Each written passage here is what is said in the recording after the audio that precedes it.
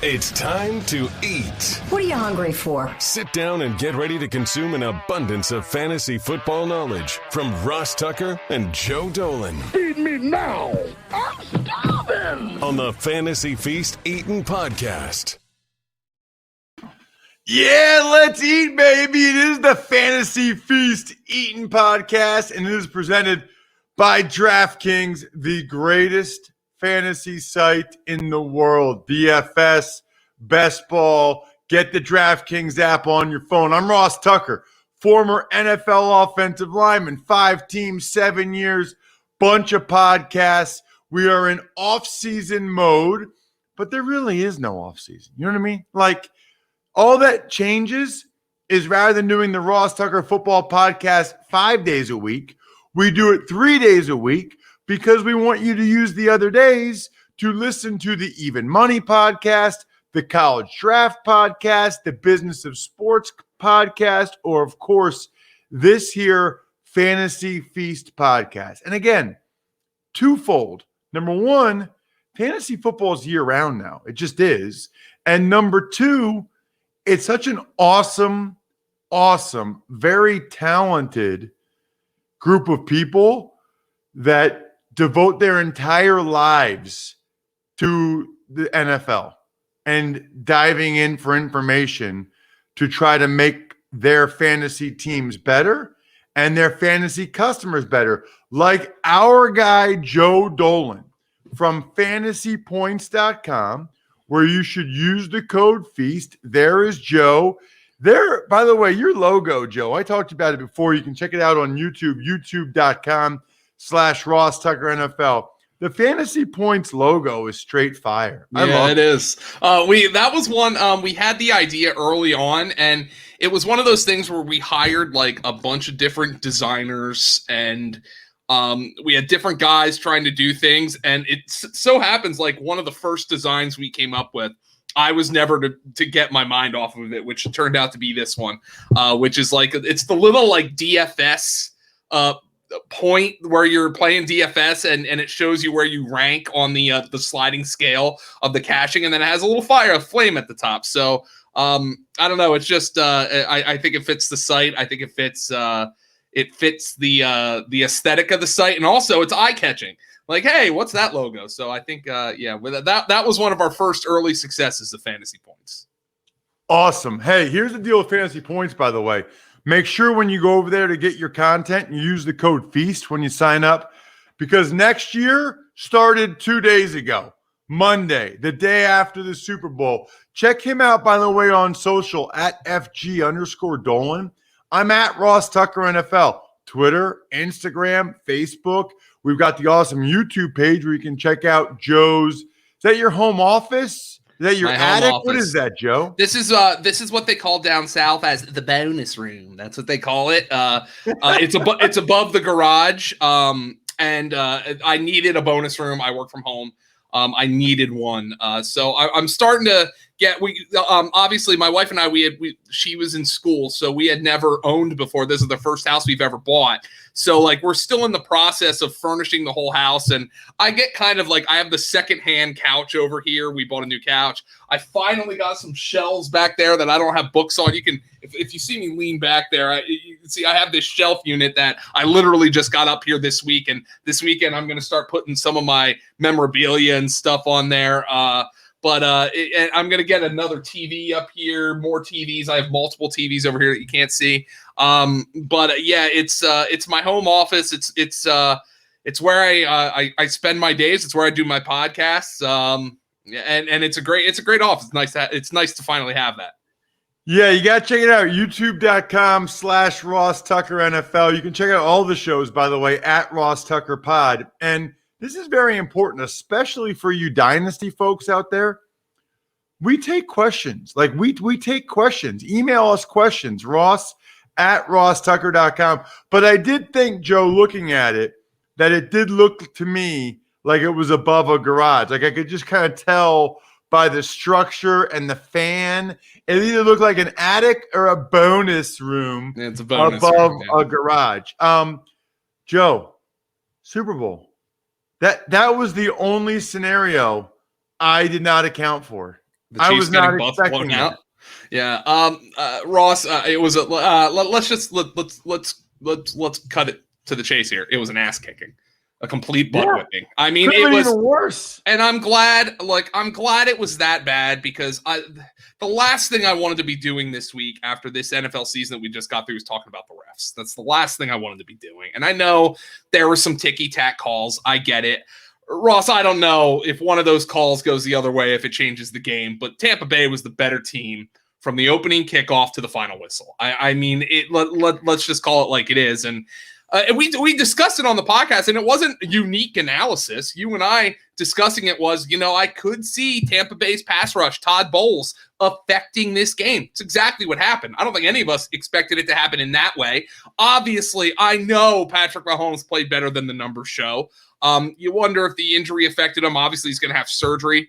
Might be a little iffy for training camp coming up here, but we'll follow that story throughout the offseason. He still made some amazing plays, but he also made some mistakes, and that's what that pass rush does. And that pass rush, man, goes to show, if you can't have the quarterback in the NFL, man, maybe that pass rush is the next best thing to have. And fortunately for the Tampa Bay Buccaneers, and this is why they're currently doing the boat parade in Tampa. I don't know if you saw that, Ross. They have like a bunch of boats on the water, a great way to socially distance and celebrate. They're doing that because they have the quarterback and they have the pass rush. Todd Bowles did an amazing job. I thought Bruce Arians and Byron Leftwich were a step ahead of Steve Spagnuolo the entire game. Arians and his staff coached circles around Andy Reid.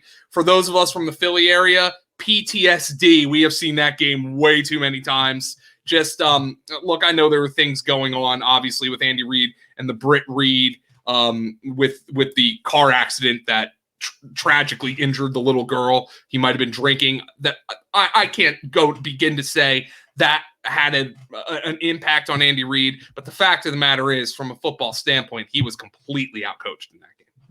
So here's a question, Joe.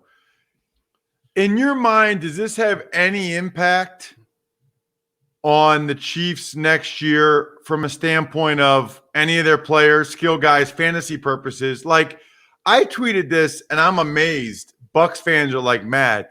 I personally don't feel like the Bucs, quote unquote, figured out the Chiefs. Now all of a sudden there's a formula out. They weren't the first team to play two deep safeties. And not blitz that much against the Chiefs. No, I mean, and look, if the defensive coordinator's job becomes a whole lot easier if his front four, maybe you send an extra rusher now and again, is constantly in the backfield.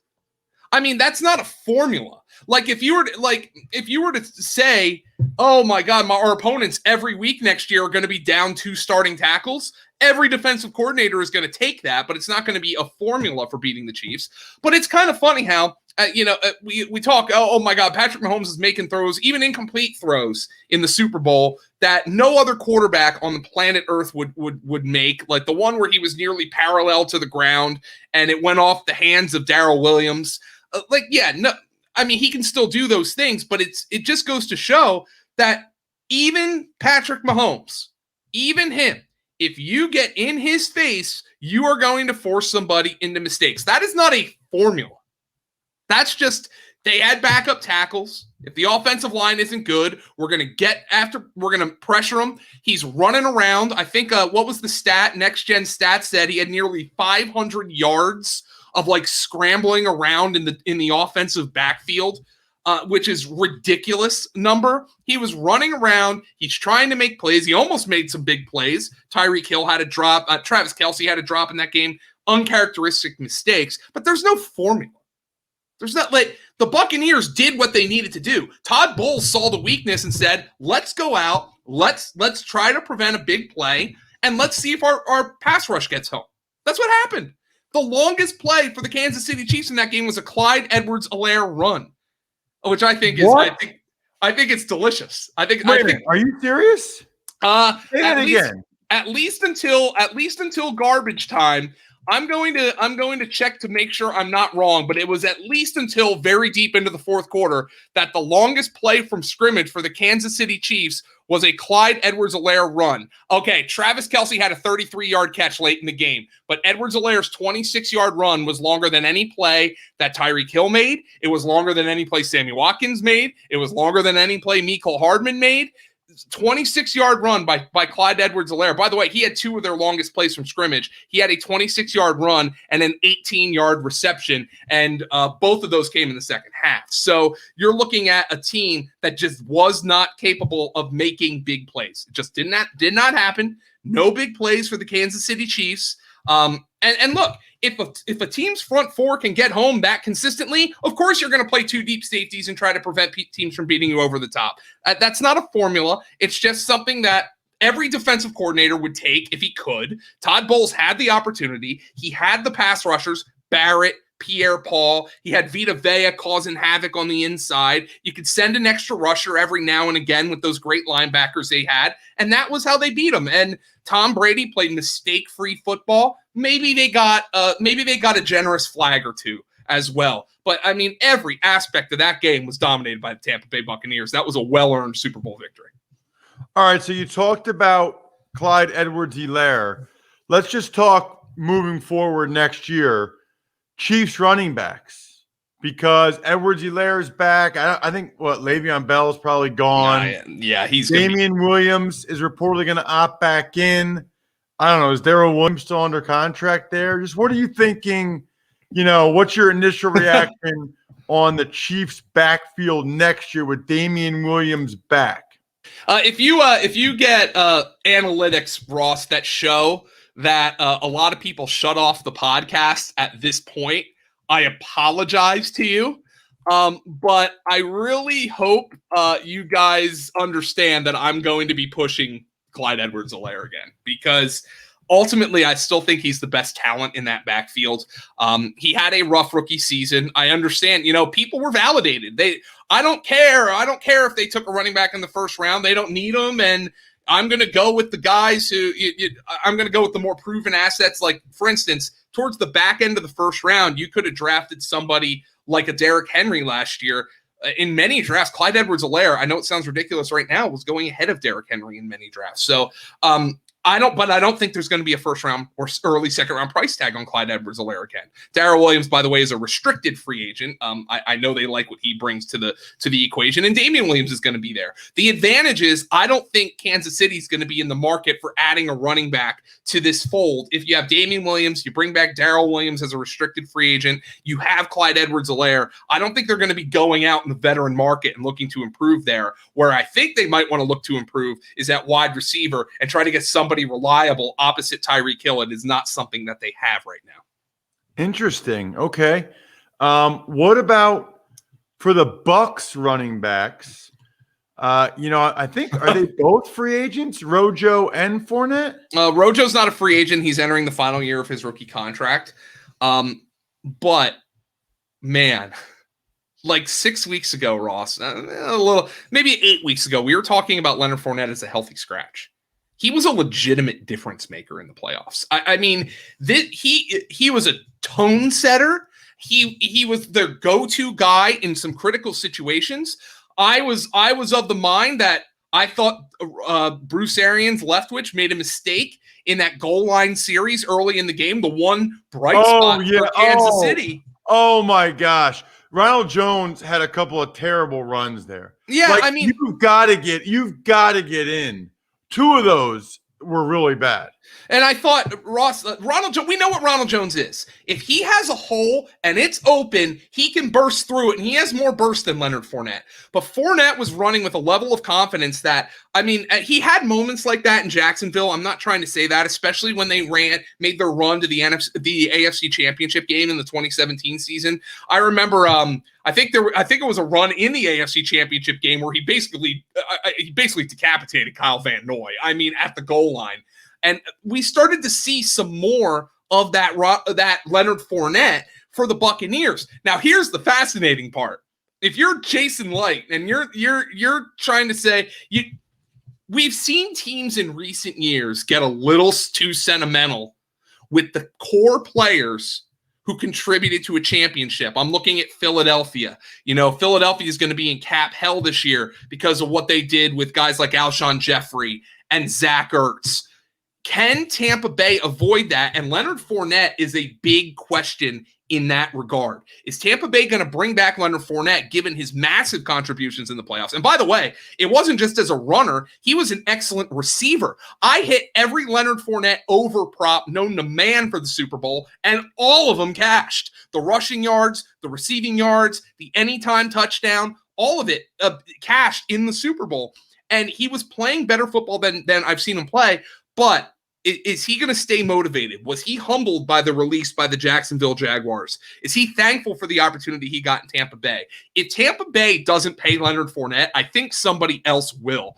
And the question is this a buyer beware situation based on what we've seen from Leonard Fournette? And the other big one for Tampa Bay, obviously you have Antonio Brown, but the massive one is Chris Godwin. Chris Godwin's a free agent. He could command mega bucks, but Tom Brady's back. He said he's coming back. Bruce Arians said he's coming back. They want to run it back. You have to put Chris Godwin the Tampa Bay, who, by the way, has a lot of cap space, very heavily as the favorite to sign Chris Godwin, I would think. So, yeah, there's a lot there. I wanted to go through some of these prop bets with you, Joe, from DraftKings, from the Super Bowl. We did well. Some of the big ones for me were Sammy Watkins under catches. I didn't understand that one. Cam Brate over the 2.5 catches. Patrick Mahomes under passing yards. He had never done that in a playoff game, 325.5. So I didn't think he would go over. So that was a good under for us. Certainly, Patrick Mahomes rushing. We thought they'd get pressure. We thought Mahomes would have to scramble. He destroyed. He got that in the first He's quarter. having surgery right now while we're talking, and he got it on the first drive, the over rushing yards. Trying to think what other ones. Oh, Darrell Williams. Did you and I talk about this? Oh God, what a bad beat. Say it, Joe. I saw your tweet, but you and I were on the same page on this. Say it. Darrell Williams over 12.5 receiving yards. He had 7 targets and had 10 receiving yards in the Kansas City Chiefs offense. If you would have told me Darrell Williams was going to have 7 targets in that game, I would have said 12.5 times 6. He's getting 70 yards receiving in that game. Now, if it was an under, the Kansas City Chiefs hit it with the exception of Travis Kelce, who caught a ton of passes in garbage time. But Edwards-Helaire had some overs because he actually showed up in that game. But everything else was an under for Kansas City. I mean, I wonder what kind of odds you could have gotten on Kansas City to not score a touchdown. Oh my! They had it somewhere. Nobody bet it, but they had it somewhere. 15-1, 20-1. I don't know if DraftKings had it or not, but I know they had it somewhere. Because I saw somewhere where nobody actually bet it. Yeah, I mean, it was the game was affected in the way we thought it would be affected if Tampa Bay was going to win the game, but to the extreme. We did not expect it to that extreme. And then you look at Tampa Bay, with the exception of Ronald Jones, by the way, hit his over in rushing yards. Gronk hit some overs, but everybody else for Tampa Bay under. Mike Evans had 1 catch. Chris Godwin had 2 catches. Antonio Brown, I actually got lucky on this one. He scored a touchdown, but I had the under 41.5 receiving yards. He had just 22. Tampa Bay didn't need to throw the ball a whole lot. Leonard Fournette, his overs cashed. I hit for the second time in my life. I hit the first score of the Super Bowl, dating back to Super Bowl 47 when Anquan Boldin. Actually, no, this is the third time because I have another good one on this. But Anquan Boldin scored the first touchdown of Super Bowl 47 between the Ravens and the 49ers. Rob Gronkowski, I got him in there. I took some narrative props with Rob Gronkowski, was happy about that. My big win ever on first score in a Super Bowl was betting 60-1 for a safety to be the first score of Super Bowl 48, which was Peyton Manning when the ball was snapped over his head. Yeah, I got that at 60. Now, you put that in every year? That wasn't like a one-time thing. I haven't done it since, but I had done it in previous years, and you might remember it also happened in Super Bowl 46 when Tom Brady was called for intentional grounding in the end zone. and that was the first score of that game. No, I so don't there have been that. in two recent Super Bowls, a safety's been the first score. I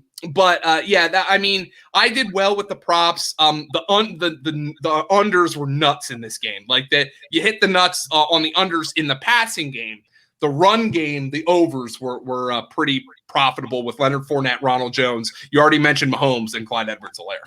Right, and here's the thing. The other thing we said is whether it's DraftKings or elsewhere, under's usually the place to go. Like under is usually the place to be. Like if all you ever did was take the under and take the underdog, you'd be in a better place than if you always took the overs and the favorites. Let's talk timeline a little bit, okay, Joe? It is February 10th. We know that we are exactly 5 weeks away from the start of the new league year, March 17th, free agency. The draft is late April.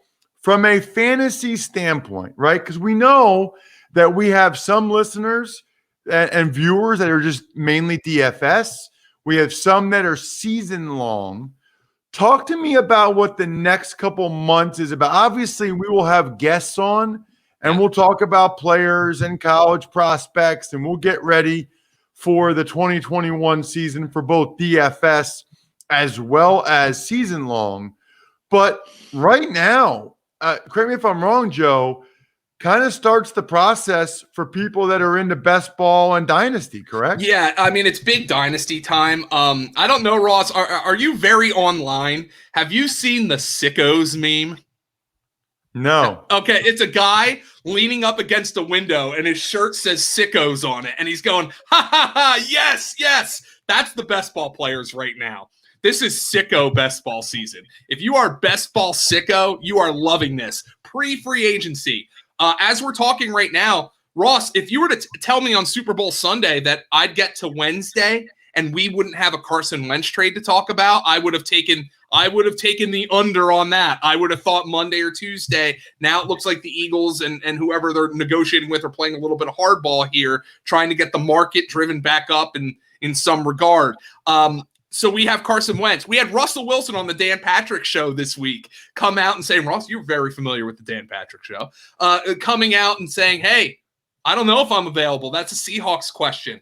I would say 99 to 100. Russell Wilson's the Seahawks quarterback next year, but he wants more personnel say. He's blaming the offensive line. Deshaun Watson, the Texans, their president resigned today. How many presidents have the Texans had, by the way? Well, it's like 17 of them. You got Cal McNair. I thought Bill O'Brien was the president. He's gone. I thought Jack Easterby was the president. God knows what he is. I thought Caserio was the president. He's apparently not. But their president resigned today, so we don't know about Deshaun Watson. We do know about Stafford. Who's going to be the number 2 pick in the draft? We know Lawrence is going number 1. Are the Jets going to trade that pick to somebody? I don't know. But this is sicko time for best ball. We just talked about Chris Godwin. Some people might say, hey, people are going to overpay for Chris Godwin. Maybe he goes to try to get a big contract somewhere where he's not going to be maximized. Same thing with Kenny Golladay. Maybe Kenny Golladay just goes to the highest bidder. Or you can say Kenny Galladay's dropping down draft boards because he's a free agent and people don't know where he's going. I'm going to draft him aggressively, hoping he lands with somebody like Kansas City. So this is the time where you can try to create use the chaos. You use the chaos to your advantage. You know, this time last year, if you put a ticket on the Buccaneers to win the Super Bowl, you are sitting real pretty. So, like, you can use the chaos to your advantage, but you have to understand that chaos can come back and bite you in the butt as well.